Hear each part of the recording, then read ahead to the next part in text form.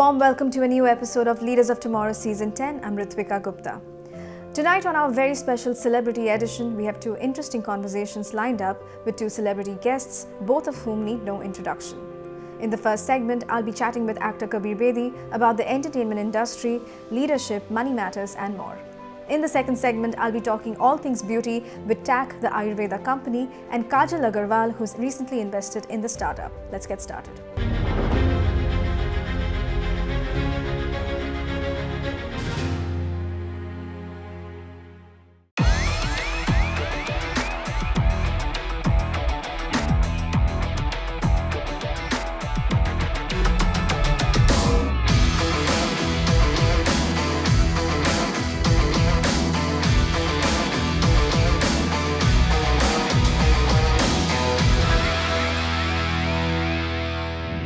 Thank you, Mr. Bedi, for joining us today on Leaders of Tomorrow. My pleasure, Ritika. Thank you for having me. So, Mr. Bedi, you've been an actor for more than 50 years, admired across the world.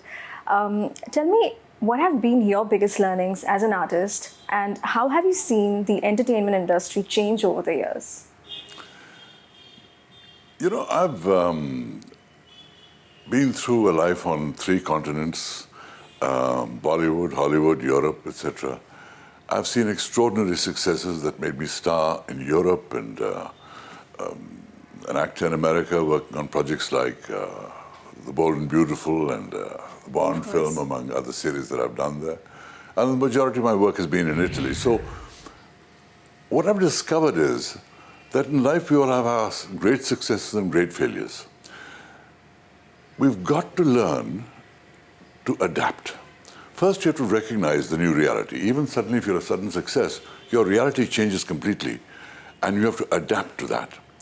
If there's a major disaster, a major personal disaster, personal tragedies like I've seen in my life as well, you first have to accept that that situation has happened. Then think of how you can respond to that and adapt. Because everything changes with every major development in your life. And the key is recognizing it, adapting it, and then, above all, reinventing yourself to the needs of the hour. Wonderful. Now, as far as how the industry has changed, that's too big a topic to get into in this short time. But in a word, I won't talk about the technological changes and special effects and other things that everyone knows. The biggest single change in the industries that I've known across the world is the amount of money paid to stars. That's gone up by a factor of 10,000. And that has to change because, theaters are now a shrinking audience. The streamers are the new reality. And streamers don't need the big stars the way theaters did. So the big stars are going to have to adapt to the new reality and realize they've got to find other ways of making money, maybe profit sharing or whatever. But they cannot keep charging what they were charging because the streamers don't need them. And the streamers are the new mode of distribution. Right. Our show is about entrepreneurship and, to empower young entrepreneurs out there. Is it right to say that an actor today is also like an entrepreneur because he has or she has a lot more to focus on than just his or her craft, right? Absolutely. It's almost like managing a business. So what is your take on that? It is. Actors are self-employed, but really you're right. They are entrepreneurs because they are managing their lives and their craft and their profession. The similarities are there that an entrepreneur creates a product and he then has to sell the product. An actor is the product and then he has to sell that product.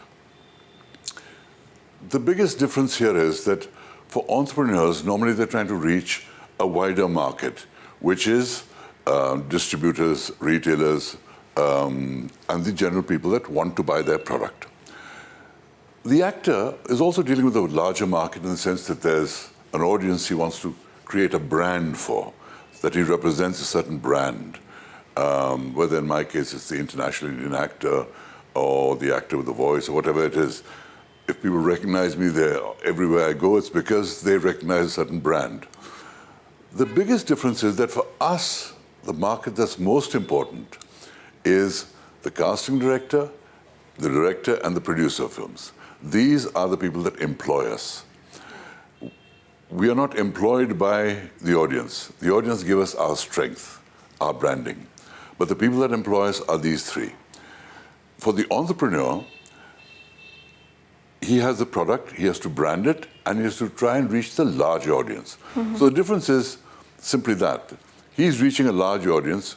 We use the large audience to reach our real target, which is casting directors, and producers. At this point, I want to talk about your association with Sightsavers. Yes. Tell me, what were your reasons? What was your motivation to join hands with the organization? And tell our viewers what the organization does in terms of really helping and empowering people with visual impairments and disabilities. Sightsavers does some phenomenal work in this country. They have done over 5 million operations to restore people's vision, 35 million inspections. They work in 108 different districts across India. But all these numbers are statistics and information. The real issue is, what are they really doing? They are giving people the greatest gift in the world. If I asked you to close your eyes for 15 seconds and imagine that that would be the rest of your life, it'll bring home the truth that sight is one of the most central gifts we have to our existence. Now, my grandmother was blind, so I developed a great sensitivity towards blind people because I realized they're no less intelligent, no less able, no less sensitive, no less complex than all of us. But if the gift of sight is not there, and we can give sight back to somebody, that is the greatest gift anyone can have. And that's what Sightsavers does. And the other thing I want to emphasize is, the reason I agreed to be their brand ambassador is to take their message to a much wider world. And I do this on an honorary basis because for me, I can't imagine charging for humanitarian causes. And the reason it's important to get to the larger audience is because it's dependent on small donations of millions of people to do the incredible work it's doing. And therefore, this is also an appeal to saying, guys, something phenomenal is happening here. Every donation will give somebody a new life. Make that contribution. But let me give you an example, for instance. They have got programs for the inclusion of school children at the school levels. So to enable that, they give them tools, aids, etc., books in Braille, methods of reading, understanding, communicating, computer tablets that they can deal with. But at every level, what Sightsavers does is give new life to people by restoring their sight. And I can't think of a better cause to donate to than Sightsavers and to represent. I'm proud to represent them. Right. You've been very vocal about your highs and lows, and I think you also mentioned about a phase where you ended up making certain bad decisions that led to some bad investments. Right. So, on our show, we also talk about money management and investments. So if you were to look back and perhaps give certain advice to the younger generation today in terms of what are the things they should consider before making an investing decision? I had done a lot of research in the stock market, and I was convinced that the companies that I invested in were absolutely bulletproof. There's a company called Netscape that was launched, which promised to be the Google of what Google is today. Yeah. And everyone thought this was the next great thing, and I invested heavily in that. Gold had been down for so long, I thought it's got to rise because the intrinsic value of gold is so much more. I invested heavily in gold. I invested in Apple. Apple was $2 a share at the time. I said, this company has got to rise to the skies. And I invested in Apple with such faith that I leveraged my investments, and it went down from $2 to $1. And I was wiped out. All my investments were wiped out, and they left me bankrupt because I believed so strongly in what I thought. So the simple lesson for all investors is never bet the farm on any single product. Never bet the farm on just one or two things. Pick out the greatest stories you can find, diversify over 10, and maybe if one or two of them hit big, you'll be fine, it'll cover the losses of the others. But never bet just on a few And worst of all, never bet just on one. Finally, Mr. Bedi, tell me, what is the role of leadership in a creative space, in a creative industry like the film industry, theatre? How do you think, because I believe that, creative people, they are out of the ordinary. So how do you lead? What does it take to lead a group of creative professionals? Creative people are, in a sense, contrarians by nature. They're not people that follow the norm because by nature they like to do things that are new, that haven't been done before. And therefore they like to always look at the other side of the coin. So these are difficult people. In Punjabi we call them okhe bande, awkward people in a sense. How you deal with these people is really an art because all of them are okay. And the role of leadership is to somehow meld them into a team to get a common objective done. There's always more than usual temperamental problems on a film set. Actors can be temperamental, directors can be temperamental, producers can be temperamental. And we are always under enormous pressure while shooting because a certain amount of things have to be done in a certain day. And when people are under pressure, tempers flare, egos come out. It is the art of leadership to firstly unite them around a vision and secondly figure ways of dispute resolution that leave everyone feeling happy, that leave everyone feeling that their egos are intact even though they might have been wrong. That's the art of leadership in a creative field. Wonderful. It was lovely chatting with you, Mr. Bedi. Thank you so much. Thank you so much. It's time for a quick break here. We'll be back shortly. Stay tuned.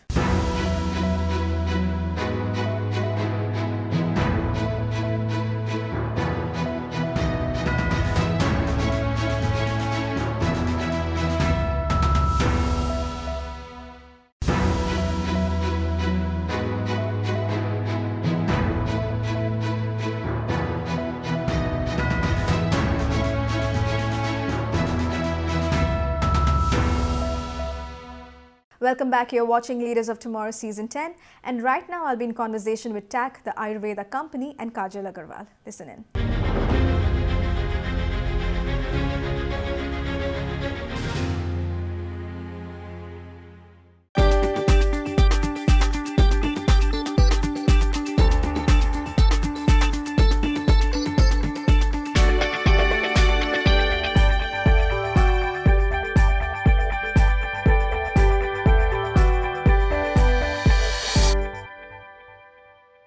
Kajal, Shreedha, thank you so much for joining us today on Leaders of Tomorrow. Thank you. Pleasure's all ours. So I want to kick this off by talking to you, Shreedha. The Ayurveda Company, T.A.C, it is actually a very interesting product because Ayurveda, it's not really consumed or it's not so popular by the younger generation, yet you decided to foray into this segment. So tell me the idea behind setting up the company and also what is the significance of Ayurveda in today's day and age? I think exactly what you said. So if you look at the median age of the country, it's about 28, 29 years. And whatever the youth believes in is the future of the nation. And we wanted to take something which represents India and Indianism on a global platform. And hence we wanted to do Ayurveda in a way that resonates with the youth. Sure. So that the millennials and the zillennials are able to relate with it. And hence this kind of a positioning as opposed to the archaic orthodox positioning that it has had for such a long time. Coming to you, Kajal, tell me, when it comes to investments, what do you look at, when it comes to investing in a company or for that matter, endorsements as well, are there some specifications you follow? And of course, tell us what attracted you to T.A.C, what motivated you to invest in the Ayurveda Company? So when it comes to investments, I like companies which are transparent, relatable, brands that I can associate with, brands that I can relate to. That's something that's very important to me. Things that I believe in, most importantly, and only then I feel will I be able to back it and help it grow, attaching my brand value to it. Right. Otherwise, I feel that there's really no point. Other than that, what attracted me to T.A.C, the fact that it's so authentic, that as I'm a huge believer of Ayurveda myself, and most importantly are the founders, Shreedha and Param. I feel that they've been so disciplined all through. They really know how to grow the brand. They have so much potential. And the fact that they're so passionate about it. Nice. Kajal, tell me, what according to you the Indian woman wants when it comes to beauty? And because this is as part of our year-enders, we are also tracking trends in the beauty space for 2023.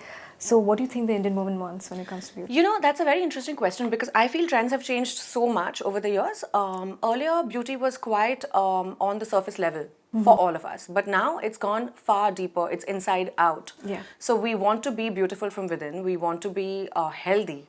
Right. And I think the marriage of the two, health as well as beauty, go hand in hand.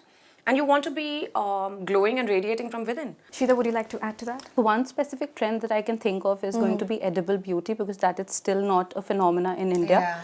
Right. So, things that you can simply pop in and Okay. that improve your health from the within, and thus you radiate from the outside. Nice. So on that note, tell me about the products, the categories that you have at TAC, and also where is your focus going to be? Online, offline? Yeah, if you can run us through that. Absolutely. So we operate across multiple categories, but beauty and personal care happens to lead the wagon. We have a beautiful baby care range that Kajal endorses. Yeah. And apart from this, we've recently launched Ayurvedic makeup, Okay. which is not at all harmful, which is skin friendly. And we also do nutraceuticals and take care of problems that are otherwise go unattended under Ayurveda. So nutraceuticals is the ingestible beauty that I was talking about. I think the focus is going to be on it is going to be twofold. One is beauty and personal care, and the other one is baby care, because it also aligns with our vision of starting right from the beginning in order to make the next generation more aware and friendly with Ayurveda. And with respect to our focus on online and offline, Yeah. I think the way to go forward, and that is something that we have already adopted, is omni-channel. So we want to be where the customer is, as close to them as possible. I think accessibility is one of our pillars that we truly believe in. And more than 90% of the country still shops offline, and you would not want to miss out on that opportunity. Right. Shreedha, at this point, I also want to talk about your funding journey. You've also secured a 2.5 million funding from Wipro. So if you can run us through that as well, and tell me, what does this mean for the business? With Kajal coming in as the investor, what does it mean for the business, and how do you see these proceeds? Like, how do you want to put them to use? Absolutely. So yes, we raised our seed round with Wipro Consumer Care, Yeah. and like many firsts in our journey, they were our first investment partners, external investment partners. The journey has been beautiful because although we are a startup, but we look forward to replicating the examples of ethics, value systems, and the contribution that they make to the overall economy, not just in India, but at a global scale. So we would want to create an empire, an organization, and give back to the society in whatever way we can. So that partnership was also very carefully picked and chosen, because like every partnership, it is very important for us to enter into a relationship only when we believe that it is beyond that commercial transaction. Yeah. And like we were discussing before the chat session, it is more than a marriage, So because there's money involved, there are a lot of stakes involved. You keep working day in, day out. Absolutely. So, or if not more than a marriage, it is definitely like marriage. Also, I feel that with TAC, Shreedha and Param are targeting the right kind of audience. They've made it very scalable. And transparency, like what we were discussing earlier. Nice. Staying on this partnership question, I also want to direct the question to you. Tell me, Kajal, this is another feather on your hat. What sort of role will you be playing, at TAC? Will you be actively taking part in the business decision making, looking at the P&Ls? What sort of role will you be playing here? My association with TAC, I'd like to take the relationship between TAC and brand Kajal to another level and Right. engage as much as possible. I will not be able to do the day-to-day functionality of it, which I will of course leave upon the experts, but try to make the brand grow, try to connect with the audience, try to connect with the consumers in the right way. Things that I believe in, I'd like to translate further. And just ensure that the brand reaches as many people as possible, and there's a lot of awareness around it. Shreedha, I also want to talk about the Ayurveda market. What sort of, because there are not too many beauty brands, that are present in the market currently, I think just a couple of them. What sort of opportunities do you see in the market, the growth prospects, if you can talk about that? Great. So by 2025, the global beauty market is expected to reach about $25 billion. And by 2027, the Indian beauty market is expected to reach about $20 billion, which is a very big number considering Indian economy. Out of this, the Ayurvedic beauty and personal care is going to grow at a rate of about 33% CAGR, which is phenomenal, which is I think one of the highest in the industry.